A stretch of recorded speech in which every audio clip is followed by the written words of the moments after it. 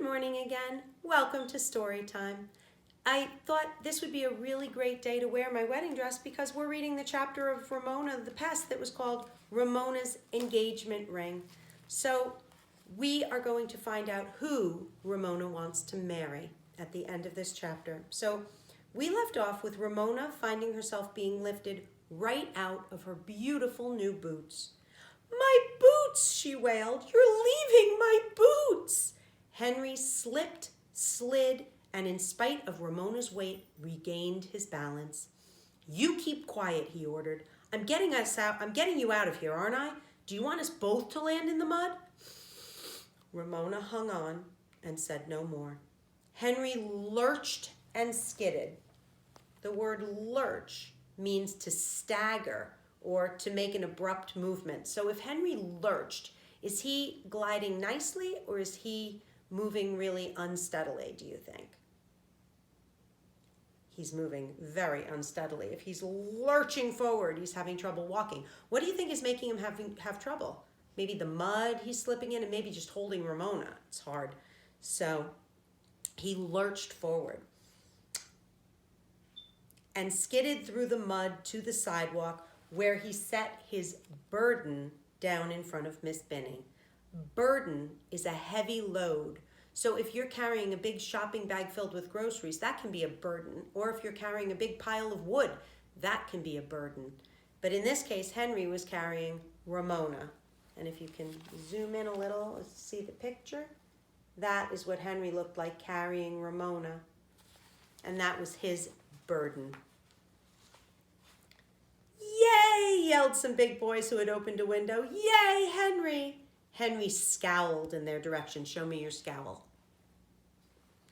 "Thank you, Henry," said Miss Benny with real gratitude as Henry tried to escape the mud from his boots. As Henry tried to scrape the mud from his boots on the edge of the curb. "What do you say, Ramona?" "My boots," said Ramona. "He left my new boots in the mud." How lonely they looked, two bright spots of red in all that mud. She could not leave her boots behind, not when she had waited so long to get them. Somebody might take them, and she would have to go back to shoving her feet into Howie's ugly old boots. "Don't worry, Ramona," said Miss Benny, looking anxiously toward the rest of her morning kindergarten, growing wetter by the minute as they watched through the fence. "Nobody is going to take your boots on a day like this. We'll get them back when it stops raining and the ground dries off." "But they'll fill up with rain without my feet in them," protested Ramona. "The rain will spoil them." Miss Benny was sympathetic but firm. "I know how you feel, but I'm afraid there isn't anything we can do about it." Miss Benny's words were too much for Ramona. After all the time she had been forced to wear Howie's ugly old brown boots, she could not leave her beautiful new red boots out in the mud to fill up with rainwater. "I want my boots!" she howled and began to cry again. "Oh, all right," said Henry crossly. "I'll get your old boots. Don't start crying again." And heaving another gusty sigh, he waded back out into the empty lot, yanked the boots out of the mud, and waded back to the sidewalk where he dropped them at Ramona's feet. "There," he said, looking at the mud-covered objects with dislike. Ramona expected him to add, "I hope you're satisfied," but he did not. He just started across the street to school. "Thank you, Henry," Ramona called after him without being reminded. There was something very special about being rescued by a big, strong traffic boy in a yellow slicker. Miss Benny picked up the muddy boots and said, "What beautiful red boots! We'll wash off the mud in the sink and they'll be as good as new. And now we must hurry back to the kindergarten." Ramona smiled at Miss Benny, who was again, she decided, the nicest, most understanding teacher in the world. Not once had Miss Benny scolded or made any tiresome remarks about why on earth did Ramona have to do such a thing. Not once had Miss Benny said she should know better. Then something on the sidewalk caught Ramona's eye. What do you think she saw? It was a pink worm that still had some wiggle left in it. She picked it up and wound it around her finger as she looked toward Henry. "I'm going to marry you, Henry Huggins," she called out.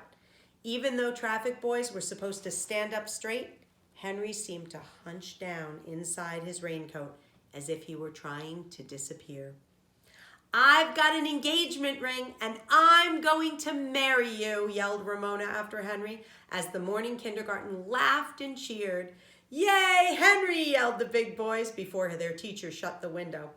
As she followed Miss Binney across the street, Ramona heard Davy's joyful shout, "Whew, boy, I'm glad it wasn't me."